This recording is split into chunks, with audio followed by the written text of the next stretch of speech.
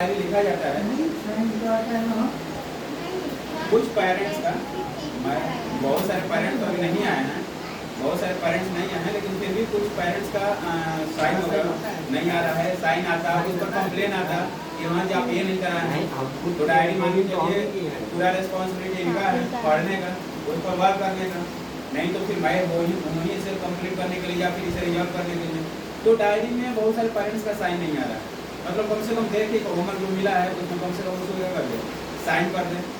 और मान लीजिए आप लोग तो मान लीजिए हमारे पहले से हम लोग मिलते आए हैं, स्कूल नहीं था फिर भी हम लोग एक दूसरे के फ्रेंड हैं, मिलते आए हैं, लोग आते रहते हैं और बताते रहते हैं, तो थोड़ा सा अच्छा लगता है। जैसे आपने भी बहुत एक दो बार हमसे मिला है, हमने उस पर वर्क करने की कोशिश किया।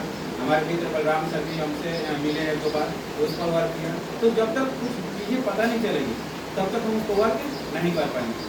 तो वही चीज़ है कि मान लीजिए एक तो पहला ये है कि डायरी साइन वगैरह होना चाहिए रेगुलर बेसिस पेरेंट्स का, और टीचर का भी साइन होना चाहिए। अगर टीचर का साइन नहीं हो रहा है, उस तरह का अगर डायरी में मेंशन कोई चीज़ नहीं हो रहा है, तो उस कार के ऑफिस में जो भी वहाँ है उनसे एक बार बोलना है कि देखिए इस तरह का काम नहीं हो पा रहा है। तो सब लेके एक डायरी वाला था, ठीक है।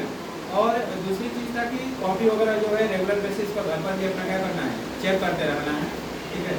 मान लीजिए मदर एजुकेटेड है या फादर एजुकेटेड है, घर में कोई और मेंबर होगा वो एजुकेटेड है, तो कम से कम टाइम टू टाइम अगर उसका रीचेक होता रहेगा, वैल्यूएशन होता रहेगा, तो पता चलेगा क्या सही चल रहा है और क्या गलत चल रहा है। ये भी सबसे मस्ट है, ठीक है। तो ये सब की थोड़ा सी एक दो पॉइंट है जिस पर काम करना है। बाकी हम भाई आगे कैसे कहानी करना अभी 10-15 दिन के अंदर।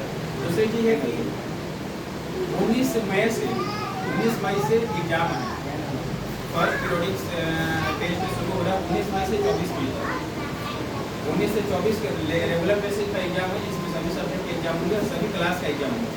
मैं सोच रहा हूँ पुलिस वाले के एग्जाम कराने के लिए। तो 19 से 24 के बीच में एग्जाम है, पेपर वगैरह रेडी है, और इसका जो एग्जाम रिजल्ट होगा 27 को डिस्ट्रीब्यूट किया जाएगा। तो सेकेंड पेरेंट टीचर मीटिंग 27 तारीख को रखा गया है, 27 मई को। उसमें बात होगी बच्चों के साथ कि जो रिजल्ट्स आए हैं क्या आया है क्या नहीं आया, कितना आना चाहिए कितना नहीं आना चाहिए, ग्रोथ किस तरह का देगा। तो दो इन्फॉर्मेशन है। पहला कि 19 तारीख से एग्जाम है, उस पर आप लोग को वर्क करना है, बच्चों को घर पर थोड़ा तैयारी कराना है। हम लोगों को हमारा जो काम है हम तो कर ही रहे हैं, घर पर उनका क्या करना है, तैयारी कराना है। 19 मई से एग्जाम है, 24 मई तक चलेगा लगातार रेगुलर बेसिस पर। 24 मई को समर वेकेशन का अनाउंसमेंट कर दिया जाएगा।